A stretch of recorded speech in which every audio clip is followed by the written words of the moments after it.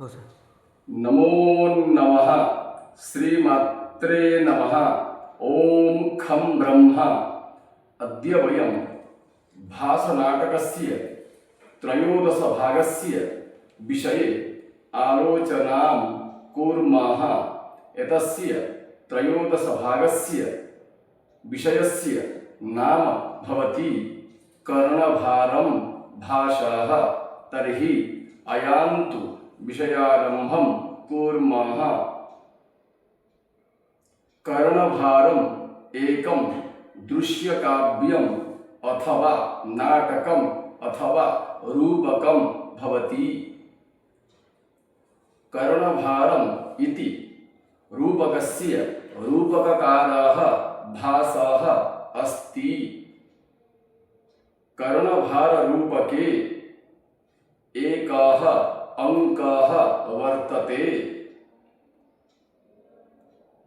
कर्णभाररूपके इंद्रः ब्राह्मणवेशम् अधरत्.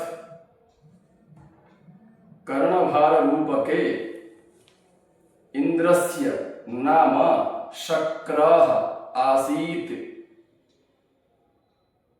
इंद्रः ब्राह्मणरूपेण अथवा ब्राह्मणवेशेन कर्णं कवचकुण्डलम् अयाचत.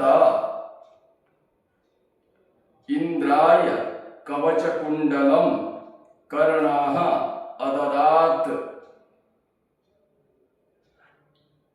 कर्णभारनाटके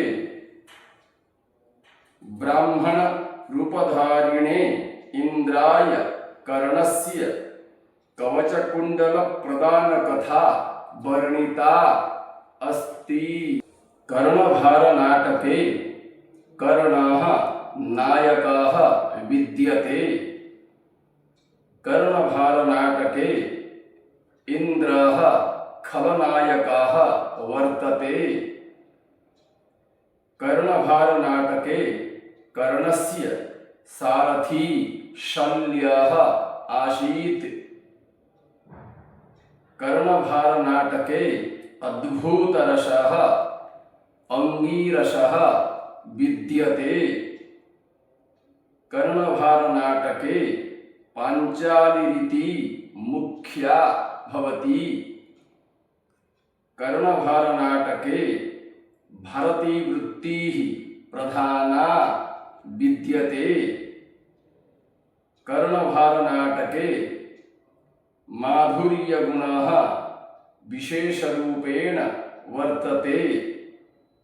अद्य एतावत्पर्यन्तं त्रयोदशभागस्य विषये वयम् आलोचनां कृतवन्तः. श्वः चतुर्दशभागस्य विषये आलोचनां करिष्यामः.